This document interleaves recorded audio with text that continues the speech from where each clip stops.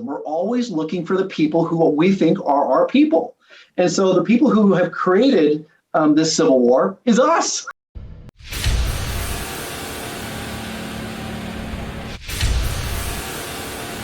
Hi, I'm Paul speaking for Free Range with Gail of Gaia. Today, Gail welcomes to the program best-selling author of the book The Second Civil War, Peter Montoya.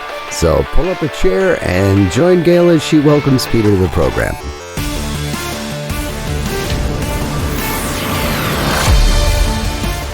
Good morning, good afternoon, good evening, whatever time it is, wherever you are. This is Gail of Gaia, and this is Free Range, where we graze on wild ideas.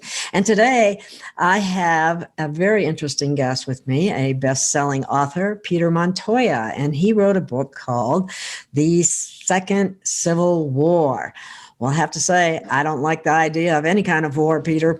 And I know that one of the things I'd like to talk about is, how did we get here? Mm-hmm. How do we fix it? Because I don't want a war.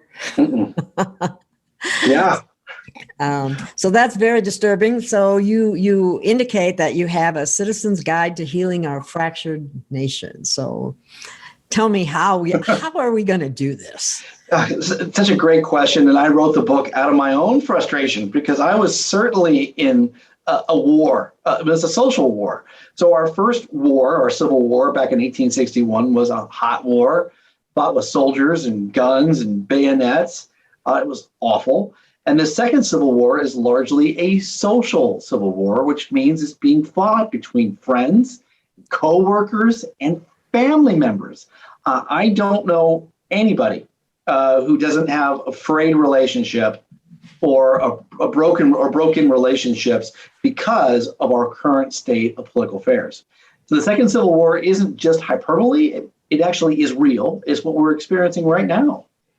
Yes, it's very disturbing, I have to say. But who do you think are the instigators of this war? Yeah, whose fault is it? Who do we blame? And the answer, unfortunately, is us. So we like to feel, I'm saying myself included in this, I like to think that I am civilized. I've been to college. I've read 500 books. I'm mature. And I think that I have really outgrown my lizard brain, and I haven't. The truth is we are, as human beings, incredibly tribalistic. So as being tribalistic, what we constantly do is we create in-groups and out-groups. So, Gail, have you ever been to a party before, or a cocktail party or a networking meeting, and you walk in the meeting, you go, okay, I'm smiling, I'm full of confidence, I can't wait to meet people, and then you start looking around the room and you start judging a little bit. You go, that looks like my people, that's not my people. You feel the energy of the room, that's for sure, yes. And the conflict therein. And that is our tribalism. That's what that is. That judgmentalism is tribalism. We're always looking for the people who what we think are our people. And so the people who have created this civil war is us. Because we have divided our country into two different sides. And I use air quotes when I say two sides, because it really is a decision. And so anytime a person decides to get out of the war, they can. As soon as you decide, I put America first, I don't care what your political colors are, you're an American, and I love you just as much as I love anybody else, your war is over. That's what I like the most about this. I'm not a Democrat. I'm not a Republican. I'm an American. And I care about my freedom. And right now, if we go into any kind of war, so to speak, between each other, our greatest thing at stake, in my opinion, is our freedom. And we don't want that to happen. Oh my gosh, yeah. You talk about how do we get over this? What's the solution? Yeah. So, there will be systemic changes in the next 10 to 15 years. So right now, the media landscape, as everyone knows, is completely broken, and yet we are still feeding it. So there's a couple of things any individual can do. So the first thing you can do, number one, is you can stop watching all news. And you really have got to understand, when you watch the news, it really is not helping you nearly as much as you think it is. We're very addicted to news because we think that by hearing news, we're learning about information that's going to help us survive. So our brains are kind of hot-wired for information that keeps us safe. That's how we're wired. But really, when you look at the news, if you watch it, it isn't information you can act upon. I mean, what's happening right now in Afghanistan, as obviously what's been making the news 24 hours a day, 7 days a week now, is the Taliban has taken back over that country. It's awful, completely terrible. I mean, it's just one of the worst possible outcomes. And I'm not watching that. And I'm not watching it either because I care about America right now. Right. There's nothing I can do about that. That bad news is not going to just get, unfortunately, probably doesn't affect me. It probably isn't going to change my life. There's nothing I can do about it. And you're saying, well, Peter, how do you know about it? My wife told me. Otherwise, I wouldn't know. Yeah, I pushed myself away from the TV a long time ago. I don't listen to the news. But now I found that social media, you have a lot of the same thing going on, or they provide so much information that it seems like it's to confuse and confound. And there are some instigators behind all this. I really think, and we're falling prey to it. We are. Big time. So maybe 3 or 4 years ago, my wife was on Facebook and she said, you know what? I'm getting rid of all the news. I'm curating my feed so I don't want to see any more news. All I want to see is updates from my friends, puppies, babies, and panda videos. And my wife told this to me and I mocked her. I made fun of her. I said, well, I'm informed and I feel good because I feel informed. I like having the news in my feed. I see my friends and I want to see panda videos. I want to see news. And what I realized is she was completely right. I was anxious. I was angry, fearful, and very angry at who I thought was the other side at the time. And my wife was blissful. So she had the combination right, and I now follow her lead. I have got nothing but friend updates, which is what I really want to see. And any of the so-called news that's on social media, I want nothing to do with it. It does not help me make better decisions to live my life better. All it does is make me anxious and angry at other people, and that does not help me. Well, they're really stoking the fires in there. They really are. And I don't know if that's part of big tech or and individuals, they fall prey to it and they start participating in it and they forget their humanity, their heart. So let's talk about that. It's a great point. So about a third of my book, I think it's just like 3 chapters in my book when we talk about social media. Yes. So not everyone is a jerk when they drive a car, but everyone has been a jerk at some point in driving a car. Sure. And the reason we're such a jerk when we're driving cars is it kicks in our lizard brain, and the other cars in our minds are not people. They're big, giant objects. They might as well be rhinos going at 60 miles an hour alongside of us, and we're kind of on guard. We're going to get hit. I mean, some of the things that we've all said to other drivers on the road, we would never say them in person. So if you were walking down the road, you would never say the things you said in your car to somebody else. And social media is kind of the same way. It's a medium where we objectify other people and we start using kind of the same language, very, very similar feelings to how we sometimes feel when we drive cars. We objectify people, we minimize people, we say things online, we would never say them face to face. The humanity is stripped away.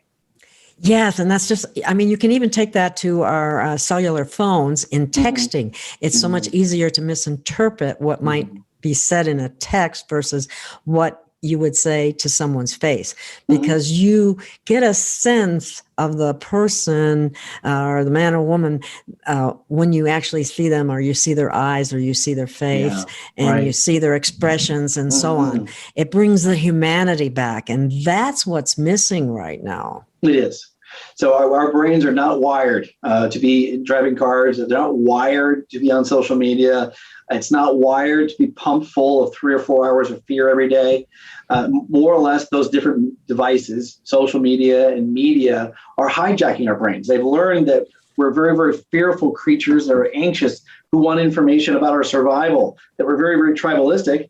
And so the media, when I say media, by the way, I'm not just talking about the big 5 or so cable channels. When I say media, that means cable news, internet news, traditional broadcast, radio, podcast, magazines, newspapers, all media today. What a lot of them are doing is they're using fear as a way of selling more advertising. It is an outrage-driven advertising machine for many media companies today. So how do we empower ourselves and take this to a bigger scale, because we can take that fear and it can become groupthink, and they start doing all kinds of hard to imagine things, Yeah. and we've already seen it. Yeah. So this is called a mob mentality. Yeah, and that's so, another way. yes, Yeah. We start behaving like mobs when we get into groups which are incited, and it can quickly get very, very violent. And it becomes a beast that cannot be controlled. So yes, we might think we're civilized, and we are somewhat. We're much more civilized than we were 10,000 years ago, but we are still. I guess that depends on the definition of civil, doesn't it, to some extent? But how do we find common ground? Yeah. So the first thing is, I mean, your mother told you this. My mother told me this. You don't talk about politics or religion. And there's really good reason for that. Yeah. So what happens is we go out to lunch with a friend, or we meet somebody new, and they go, "Hey, have you heard about blank? Have you heard about the election? What do you think about Tokyo? What do you think about Simone? What do you think about whatever? What do you think about something?" And what's happened on both of the two different sides of the political spectrum is the spin masters at the top create these different phrases, and the phrases kind of get pumped down by the different politicians and the different talking heads and the different media personalities, and they all start using these phrases. And those phrases aren't actually phrases for us to engage with. What they really are travel badges. So if I said to you, "Hey, what do you think about the election?" and you said, "Stop the steal," and I say, "It was the fairest election ever," all of a sudden you basically just you flashed me a tribal badge that shows me that you're not on my side. And my ancient brain goes, well, it's time to raise a spear and either fight or flight. So that's where our brains go to when we start those casual conversations talking about politics. And when we realize that nobody has an original thought when it comes to politics, and I mean it's a very, very general thought, generalized statement, but most of what anybody thinks about politics came to us because somebody else said it. And all we're doing is memorizing it and then regurgitating it back, just like we're wearing a biker tattoo or something like that. And you hear it over and over and over and over again until it gets implanted in the brain, and then it triggers people. It does. Very, very, very triggered. So as soon as you realize that when you have a talk about politics, you're not really talking about politics. All you're doing is saying, "Are you on my team or not?" And as soon as you realize that is the same stuff you did in third grade when you had an argument with your friends about whether your dad could beat up their dad or not, you go, "Well, this is a dumb argument. Why would I even entertain this conversation? It doesn't help either one of us. Let me learn more about you. Let me empathize with you. Let me understand how you were challenged during the pandemic. How are you coming out of this? Let me learn about you, who you are versus what tribe you ascribe to today." Yes, and that's been even taken a step further, and this is kind of concerning, and I don't want to delve in it too deeply because I don't want this to be censored in any way, but that's happened in the health arena as well. What choices do you have there, and what choices do you make there, and so on. But it seems like a house divided won't stand. I mean, we've heard that before. So how do we bring unity back? Yeah. Well, so the book really written is at the micro level. So for any individual, I mean, I'm selling thousands and thousands of copies of this book.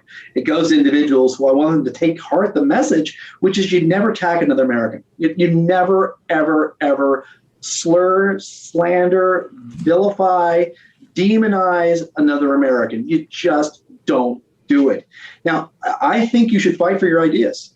In the marketplace of ideas, you should bring your ideas out and you should fight ideas and you should attack bad ideas. There are bad ideas that don't deserve to be in the marketplace, but you can do that without demonizing other Americans. Every single time an American demonizes an American, there's only one party who wins, and that party is our enemies and our rivals. No one is happier than Russia, China, Iran, and North Korea that we've been so busy squabbling for the last 10 years that our leadership is not on the global stage solving global problems. China is thrilled that all we're doing is fighting among ourselves. So if you want our rivals to do better, attack other Americans. That's downright frightening when you think about it, because first it starts, we even have families fighting amongst each other Yeah, it over breaks my heart. political things, and that should never happen. Right. And then we can take it to the community level and take it even further. And what we really have to focus on is what is going to bring us back together, to be able to have a common good, or a not a mob rule, not a to bring our republic back, for one thing. But that's how do we do that? I mean, Free Range with Gail of Gaia is honored to be affiliated with MyNutra, makers of Hemp Paste. Hemp Paste is a whole food product that still contains most, if not all, of the terpenes, phytonutrients, essential elements, and CBDs of the raw hemp plant. CBD oil manufacturing methods strip away living essential elements, leaving only one, a dead CBD oil. CBD oil alone simply cannot support the entourage effect that occurs when hemp pastes essential nutrients go to work to support your optimum health. Almost 200 terpenes and over 500 other phytonutrients work together with a synergistic effect that simply doesn't happen with CBD oil alone. Visit hemppaste.gailofgaia.com. That's hemppaste.gailofgaia.com to learn more. And be sure to check out the impressive array of hemp-enriched products while you're there. That website again, hemppaste.gailofgaia.com. That's hemppaste.gailofgaia.com. So I'm an entrepreneur. I'm also a speaker, I'm an author. I've done over 4,000 keynote presentations and training exercises, and I've been brought in a lot of times. So when companies are in disarray and they're having, the sales department is fighting with the service department, and the service department can't get along with marketing, and everyone's arguing, the first thing I do is I don't go to each department and say, hey, tell me what's wrong with the other department. That's not how you start. The conversation starts is, what makes this company great? What are we doing right? What does the other team do well? What do you want from the other team that you're willing to give of yourself? So here's the bottom line. Everyone's waiting for somebody else to change. And Gail, I know you know this. You can't change anybody else. You can only change yourself. Exactly. So if you don't like the way American politics is going, it's time for you to step up as an American and you lead the charge. Turn off all your news. I promise you, in about 2 weeks, you won't miss it. You'll be getting hours of your life back. You'll have less anxiety. You'll be more present for relationships. Never attack another American, and never give money or time or attention to any media outlet that attacks other Americans. Why would you reward that kind of behavior? That is so true, and I'm happy to hear you say that. That cohesiveness as Americans is really very important right now. We need to unite. And like you said, stepping up and discussing ideas, deciding what is working, what's not working, and how to move forward. Yeah. Couldn't agree more. Because what's really amazing is when you poll Americans on policy, and there's lots of these studies out there saying, okay, what percentage of Americans agree on immigration or minimum wage or income inequality or race issues or police? You poll those issues, there's between 70 and 90% agreement on issues like that. But as soon as you say the Republicans want this and the Democrats want that, then all of a sudden we are fighting one another because of our tribal instincts. So as soon as you kind of raise your consciousness and step up to just being an American and either dropping or minimizing whatever party affiliation you are, your life becomes so much more peaceful, so much more relaxed. You're so much more cooperative and helpful. And that's what we really need right now in this is communities coming together, people coming together, helping each other. It's been in the past the American way, and it seems like we've lost our way. Mm-hmm. And no matter who's stoking the fire, no matter who's funding the different parties, none of that even though it plays its role, it won't play the same role if we come together and talk to each other and treat each other as fellow Americans. That is, it's absolutely right. Beautifully said, Gail. I couldn't agree with you more. So are you basically telling people to empower themselves first, or be a self-leader? Or, yes. Somehow I got that impression. Yeah, you did. You can't change anyone but yourself. So if you're waiting for somebody else to change, you're looking at the wrong place. Michael Jackson did say it right. I'm starting with the man in the mirror. He was exactly right in that one instance. And that's where it all starts. We can't change anybody else. We can change ourselves. And so, yes, one person at a time, we can turn this country around. And I think that's really important. And I feel like a lot of our, I don't care what side you're on, our political framework has lost its way in terms of responding to we the people. We the people seems as though we've been left out of the picture. It's like, oh, well, you're not important. This is what we want, kind of thing. And sometimes, there is a massive disconnect between the political class and the electorate today, because the American people, like I said, agree on issues by 70 to 90%. But our Congress is not representing us currently. They're representing big money interests, and that's on both sides of the aisle. So we do need some democratic reforms as well at the congressional level, both on the House and Senate, both the way that they're elected, the way that they're managed, the way that they politic. So yes, we do need some wholesale reforms there as well. How do you see that coming about? It's going to be really tough because they are all incentivized right now to stay in office.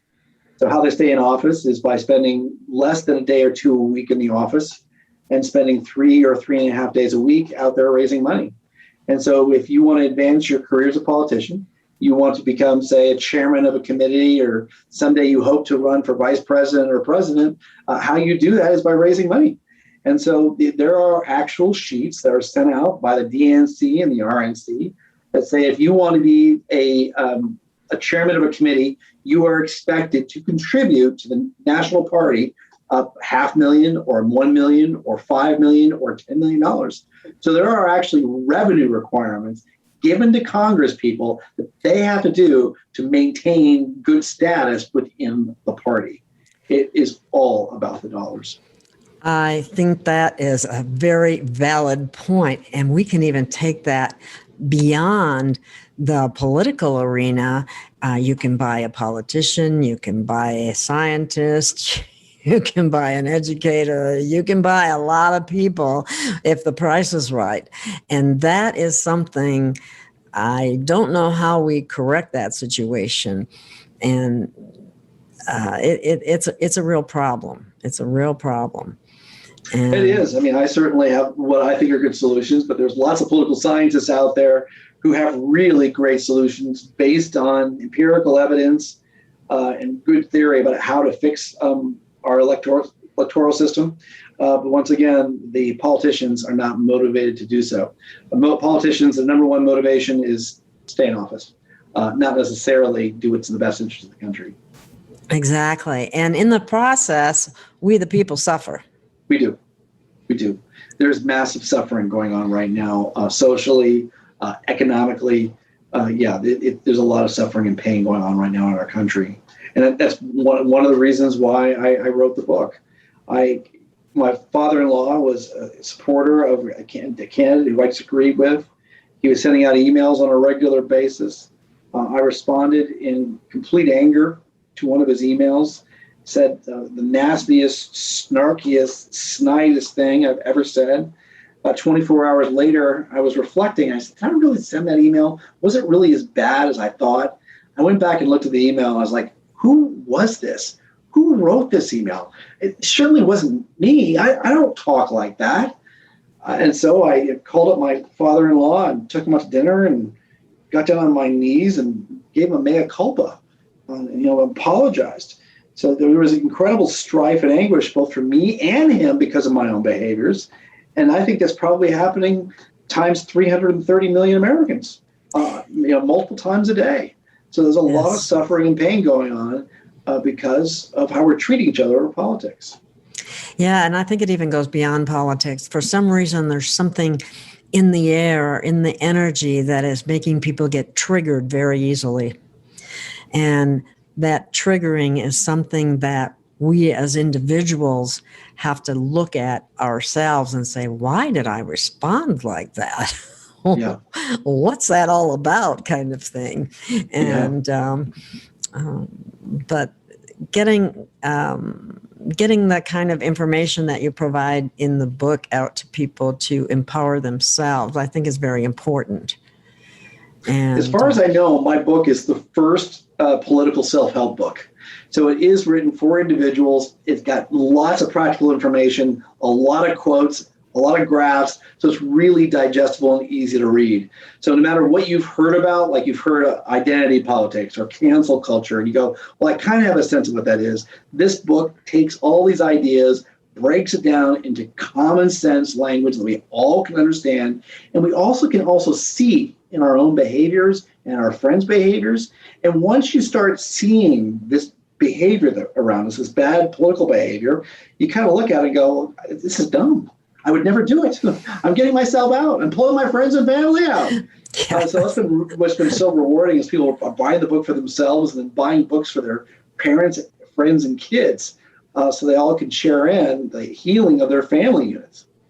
Healing, I think that's a very important word, and it's very necessary in our country today and bringing people together. And where can people find your book? Oh, easy. Thank you for asking. It's really easy to find my book at Amazon, The Second Civil War by Peter Montoya, The Second Civil War by Peter Montoya, and also Barnes & Noble. Those are the two easiest places to find it. Hardbound, softbound, and very shortly audiobook. Oh, nice. I always like audio too. Me too. I'm a big fan. I read it, so if you don't like the sound of my voice, don't buy the book and audiobook. Okay, that's funny. Well, one of the things that I could really appreciate about your book was that it wasn't go buy a gun. Oh, God, no. Because you got to protect yourself because this is what's coming and it's this and it's that. Instead, it's totally a different approach by, like you said, brings about self-empowerment, self-healing, and so on. So, and in no way am I saying people shouldn't have guns. They certainly can. I'm just saying having a gun and taking it against your neighbor is not the solution. Exactly. So back in the mid-90s in Rwanda, there was a massive genocide where the Hutus and the Tutsis killed 500,000 of their countrymen. And we all saw that. And we went, what? How could you be killing yourselves over something so superficial? That is so stupid. Please stop hurting yourselves. And it's so easy for us to look at other groups of people and go, please, this is silly. It's a dumb argument. It's a dumb fight. But it's really hard for us to see it when we're in it ourselves. And the division that we think that we have between Republicans and Democrats, it's not nearly as deep as we think that it is. It's all been portrayed on us by our social media and traditional media. Exactly. And I'm a big advocate of the Second Amendment, don't get me wrong. But what I've heard, they talk about the Second Civil War and so on. And I really appreciate your approach. And I think many others will as well, because it's a humanitarian approach. And that's what we need. And Americans, remember, we're all Americans. We were born here. This is our country. Other countries are looking to us. They are. And that is really important because what happens here can spread out to the rest of the world in a positive way, not a negative way, not a militaristic way, or not an imperial way or anything like that. But because Americans are known to be humanitarian, very charitable, and so on, let's bring that charity back home. Yeah. And spread it to your neighbors and your community and be the country that we are perceived or have been perceived to be in the past. Let's bring it back. Couldn't agree more. It was a beautiful words, Gail. And I completely and totally agree with you. It really is un-American to be trashing and vilifying and demonizing other Americans. There are some evil Americans. I mean, there are psychopaths and sociopaths. I'm not doubting Yes. that. But the vast majority of Americans are really amazing, fantastic, wonderful people. And media personalities and politicians have been demonizing another group largely for their own gain. And so when you see somebody else demonizing another American or another group of Americans, realize that what they're doing is basically trashing them to make themselves look better or get more attention or more ratings. Exactly. Exactly. And I'm happy that you come up with a way and a vision to help to bring a halt to that type of thing. So again, let's, your book is available at Barnes and Noble. It's available on Amazon. And do you Second have Civil a website? War by Peter Montoya. Yeah. That's the Second Civil War. Yes. And, you might think it's about, fighting, but it's actually not. So, well, I can't thank you enough for your time and energy. And I think this was a wonderful presentation to be able to put out there for people. And I hope many people pick up your book and buy it. Thank you so much for having me, Gail. You're a great host. I loved our conversation. Oh, thank you. Likewise. Take care. We'll see you again sometime. Thank you. Bye-bye.